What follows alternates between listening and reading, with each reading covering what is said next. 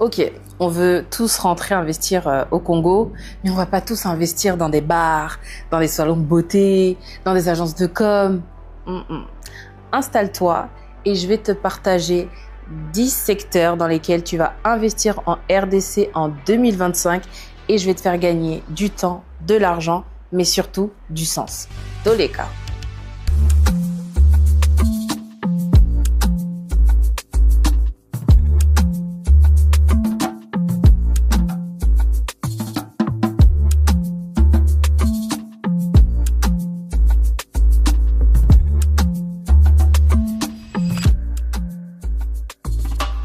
Numéro 1, le secteur foncier. Vous le savez, c'est mon secteur de prédilection. C'est la base. Acheter des terrains. Tu veux sécuriser ton futur? C'est là-bas que ça se passe. La terre ne se dévalue pas. Ça prend chaque jour, chaque mois, chaque heure de la valeur. Pour moi, c'est le premier investissement sûr qu'il faut absolument que tu fasses. Le comble de ce que j'ai remarqué ici à Kinshasa, tu achètes aujourd'hui.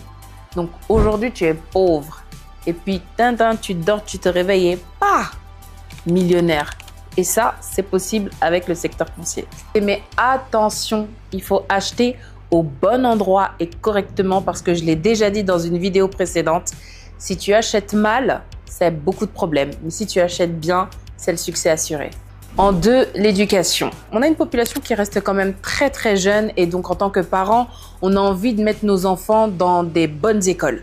Ici à Kinshasa, je trouve en RDC, il n'y a pas beaucoup d'écoles accessibles avec des très très bonnes formations. Donc, si tu investis dans le secteur de l'éducation, de la formation, que ce soit des crèches ou des écoles, des lycées, des universités, pour moi, je pense que c'est vraiment un très bon secteur. Mais pour cela, attention, il va falloir que tu améliores et que tu proposes de la qualité. Si tu proposes de la qualité et de ça, tu rajoutes de la rigueur, de la propreté. Il faut vraiment qu'au niveau de l'hygiène, ce soit propre. Si tu proposes aussi de l'enseignement sur l'histoire africaine, sur la culture locale et bien sûr sur les bonnes valeurs, tu ne fermeras jamais. Tu seras plein à vie. Ensuite, en numéro 3, je dirais que c'est le secteur de la santé. Oui, c'est un système qui est assez fragile ici et je pense dans toute l'Afrique. Donc, si tu arrives à proposer des centres de santé, des cliniques, des espaces bien-être de qualité, encore une fois, avec des machines performantes, avec des résultats cohérents et véridiques, je pense vraiment que tu peux te faire aussi beaucoup d'argent. C'est vraiment un secteur dans lequel il faut investir et c'est ce qui manque aujourd'hui. Après, en 4e point, je dirais le secteur de l'agriculture, l'agroalimentaire. On mange tous et plus ou moins tous les jours. Mais j'ai été choquée d'apprendre que pratiquement tout ce qu'on mange est importé. En 2023, la valeur estimée des importations alimentaires en RDC a été de 3 milliards de dollars. Mais c'est énorme. J'étais trop choquée quand j'ai appris que on importe des oignons, on importe de la tomate. Avec toutes les terres arables qu'il y a dans ce pays, on importe. Investis dans l'agroalimentaire, ça c'est clair.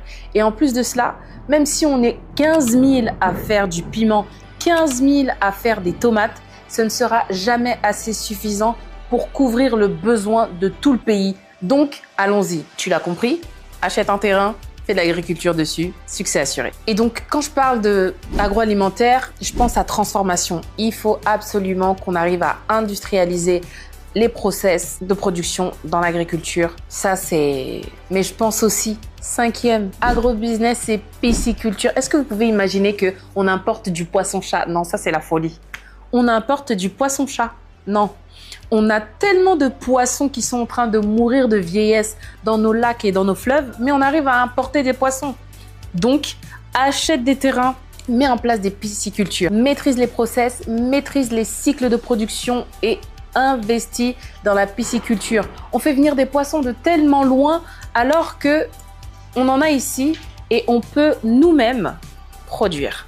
Donc, la pisciculture. En 6, j'allais oublier le secteur immobilier, mais bien sûr. Le souci, c'est que j'ai constaté qu'il n'y a pas suffisamment de biens immobiliers de qualité. Les finitions, j'ai pas les mots. Et donc, si tu arrives à proposer des appartements, des biens immobiliers avec des finitions de qualité, avec un beau design, franchement, tu vas trouver preneur. Non seulement sur de la location longue durée, sur de la location courte durée, que ce soit du Airbnb ou du co-living, tu vas trouver forcément parce que c'est ce qui manque. Mais surtout, si tu fais ça, par pitié, mets des prix raisonnables parce que la RDC et plus particulièrement Kinshasa, c'est Miami. Les prix, c'est la folie. Donc, investis dans le secteur immobilier, d'accord, mais des prix corrects. En 7, j'en ai parlé au début, bien sûr, le secteur de la beauté. Je peux t'assurer que c'est un secteur dans lequel, si c'est bien fait, tu n'échoueras pas. Si c'est bien fait. Parce que, et plus particulièrement pour les femmes, qu'il vente, qu'il neige, qu'il pleuve, guerre ou pas guerre, Covid ou pas Covid, tant qu'il y aura des femmes sur la terre, on cherchera toujours à être belle, on cherchera toujours à prendre soin de nous. Donc, le secteur de la beauté, c'est vraiment un secteur dans lequel il faut investir, mais de façon stratégique. J'ai moi-même investi dans ce secteur, mais attention, il faut vraiment investir intelligemment. Je te ferai un autre contenu où je te partagerai mon expérience et ce que j'ai appris de ce secteur. En numéro 8, je te dirais les services à la personne. Ce que j'ai appris ici, c'est que on manque de services de qualité à la personne. Alors, si tu crées une agence qui va former des services tels que infirmière, nounou, chauffeur, tu as gagné. On est fatigué de virer tous les 4 matins nos nounous, nos bonnes et nos chauffeurs. Pardon, venez former les gens. Venez nous ramener des sociétés avec des services de qualité. On est fatigué. Donc, très bon secteur. Ce qui m'amène au point 9, la formation. Quoi de plus évident? On n'a vraiment pas le même niveau d'excellence et vraiment pas le même niveau les mêmes standards. Par conséquent, moi, je pense que les forts soutiennent les faibles. La formation, c'est très, très bon. Ça signifie que tout ce que vous emmagasinez, tout ce que vous avez appris, que vous soyez de la diaspora ou que vous soyez ici en RDC, tout ce que vous avez emmagasiné, c'est pour qui? C'est pas pour donner? Donc, partagez. Partagez et formez de sorte à ce qu'on puisse avoir une population qui élève en niveau. De sorte à ce que nos standards, notre qualité, on doit upgrade. Donc pour moi, la formation, peu importe le domaine, c'est important. C'est vraiment un secteur qui est super rentable et la demande est énorme dans toute l'étendue du pays, mais aussi de l'Afrique. Et enfin, je finis par le point 10, c'est tout ce qui est digital media. Vous l'avez compris, c'est le secteur du moment, tout ce qui est création de contenu, marketing digital, tout ce qui est e-commerce et je pense même à tout ce qui est crypto-monnaie en Afrique.